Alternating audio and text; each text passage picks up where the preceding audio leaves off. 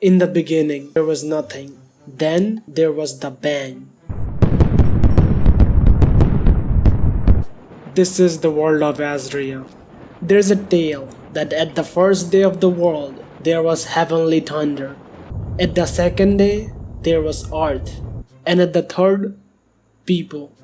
First there were the elves, then the humans, then dwarves, and at last the orcs. Gods, angels, demons, immortals, whatever you believe in. It is said that the first people were blessed. Whatever it was that blessed them, it worked. Then they chose the four.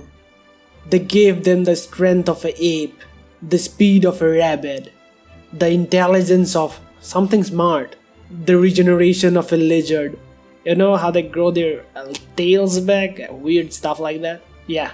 The eye of an eagle, the luck of a lucky person, immune to all disease there is. They made them giants, and finally gave them immortality. The first of the chosen, the human, Nob. The second, Jack the elf. The third, Mike the orc. The fourth, Dom the dwarf. And as time went, as the chosen one as their kings, the civilization grew. It was the year 540. The humans were prospering. The elves were happy under the rule of the peace-loving King Jack. The dwarves were celebrating. Their king had a daughter. The orcs were hungry for blood. Seeing the savage orcs, the dwarves got ready for war. Year 580. The daughter of the dwarf king Dom died. Seeing his daughter dead, Dom thought of immortality as a sin rather than a blessing. Why was he the immortal? Why was his daughter dead? Why does it have to be this way? In the year 582, something terrible happened. The ground shook and destroyed a lot of elven buildings. With that, took a lot of souls. At the same time, across the land in the Dwarven nation Nulderum, a flying object fell from the sky and destroyed a big chunk of the capital. The king was safe. Dom, who was still grieving his lost daughter, now has lost a lot of his people. Was there really a god, he thought, or was it the demons doing it? But one thing was for sure, whoever did this, be it God, be it the devil, he would fight for his people. In the year 585, the humans declared war against the elves for land. There was a big war. A lot of people died, and it seemed that the higher being, the god, the devil, whatever it was not happy. It brought its wrath over to the battlefield. A lot died, and finally the war dragged the peaceful Jack to the battlefield too. And at that day, a chosen one, some call them the demigods, for they are the closest to the supreme being, they say, was killed for human greed. The year 586, finally after the death of the chosen one, the demigod, the peace-loving king, the benevolent king, Jack, the humans were satisfied and they went home, and that was the end of the first great war. In the year 590, something major happened. In a stranded island, a red creature with flames all around, burning all the living, was seen. These were the demons. It seemed that the portal between the mortal and the demon realm has been activated. After the end of the first great war, which took the life of a demigod, the people were preparing for the next war. The humans had their two generals, Ola and Kimo. They were known for their bravery and strength throughout the human realm. The dwarves had the mighty swordsman Poro Poro. His name was not so good, but his sword was. The orcs had the tyrant general Rido. He was known as the tyrant of Jorgvel. There was a rumor that Rido has killed 1,000 people throughout his life. Children, men, women, he does not care whoever it is. For him, it's all just flesh. The elves had the sharpshooter Esau. The elves said that she was the strongest there was after Jack. They said that she is going to be the one who is going to bring the elves back to their glory. The year 600, the world shook and brought the two enemies together. They were neck to neck and going on a full frontal war. The orcs were led by Rido the Tyrant, and the valiant dwarf warriors defended. The battle went on for hours, and finally the dwarves killed the tyrant Rido. But it was not enough. The orcish archers pushed them back. But the dwarf's reinforcement came really soon, and they were able to attack. The war lasted long. Dwarf and orc blood flooded the land. But with the help of the terrain and orcish archers, the orcs pushed the dwarves back.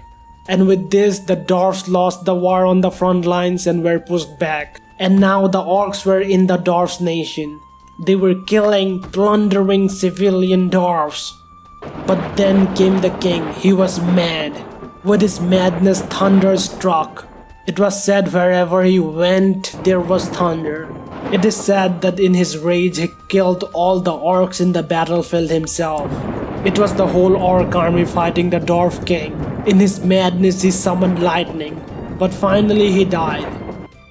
It was the year 878. The orcs led a campaign to wipe out the demons in the stranded island. For the island was too close to them. It was either going to be the orcs or the dwarves. The orcs could not risk it, and their blood was blood of the warriors. That one thing they hungered for was blood, and fighting demons is a good solution, they thought. And so they sent few of their greatest warriors to fight the demons. The orcs lost a few soldiers, but they won something greater. The first magic sword throughout the realms. The most powerful weapon in the whole world was theirs. The orcs had the most powerful sword in the whole of Azdria. Without the demons, the stranded island started to flourish. It was green and happy again. It has been a long time. Hundreds of years went by. Now the year was 1150. It was a new age. With that, the orcs forgot the wrath of the old Dwarven king. Now they had a new sword with them. The sword capable enough to burn someone to ashes. So they initiated the next war. They wanted dwarf blood. So they started the War of Madness, which started just with the orcs and the dwarves, but turned into something more sinister. In the start of the War of Madness, the orcs were strong. They pushed the Dwarven defense and went into the Dwarven nation really strong. They were assured victory. They had what they needed, and they killed and ravaged Dwarven people. It is not known as the War of Madness for nothing. When the Dwarf nation was being attacked by the orcs, the Dwarf led their soldiers to attack the humans. The elves started attacking the humans from the west, and the Dwarves were at the southern human border. Whereas in the same time the Dwarven kingdom was being ravaged by orcs. Then the world heard the truth that the dwarves and the elves were in alliance, and their target was the humans. And the dwarves were happy enough to lead a hand to the elves even if their nation was being ravaged by orcs. The humans were getting bombarded with arrows in the west. In the south they were fighting the dwarves through the sea.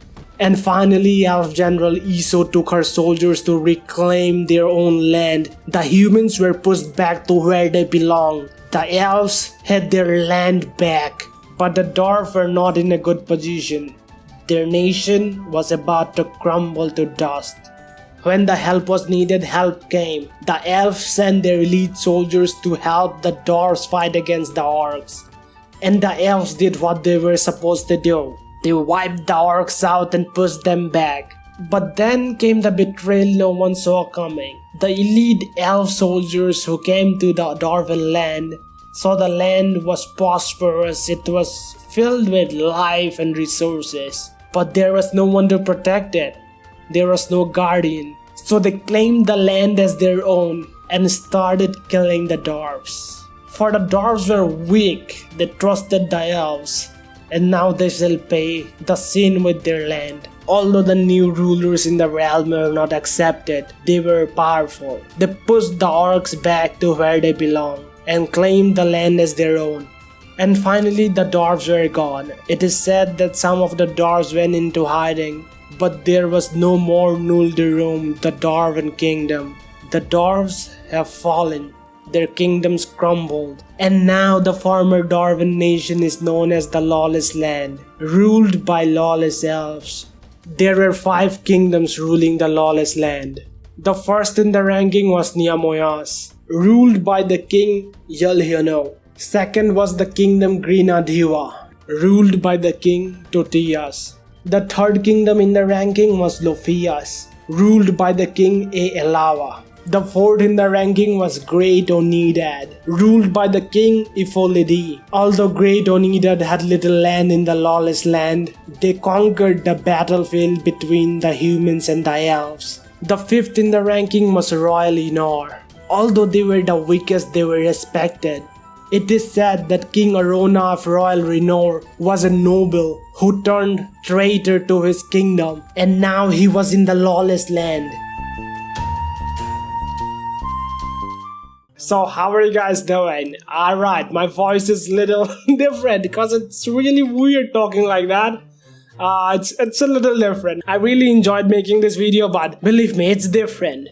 And I hope you enjoyed it. It took me some work. It did. All I hope is that you enjoyed it and had fun watching it. And if you did, don't forget to do those things like liking, commenting, and smashing the subscribe button, you know? And leave a comment, let me know what you think about this. I'll probably make it into a series, cause probably, you know, why not? Yeah, this is Azdria, and I don't know what's going to happen, cause the way I make it is, it happens on its own, and sometimes I do some things myself to make it. Just play with it and something more stupid happens, you know? So I hope you just enjoy it, alright? Take it as a story or just take it as a stupid person doing something.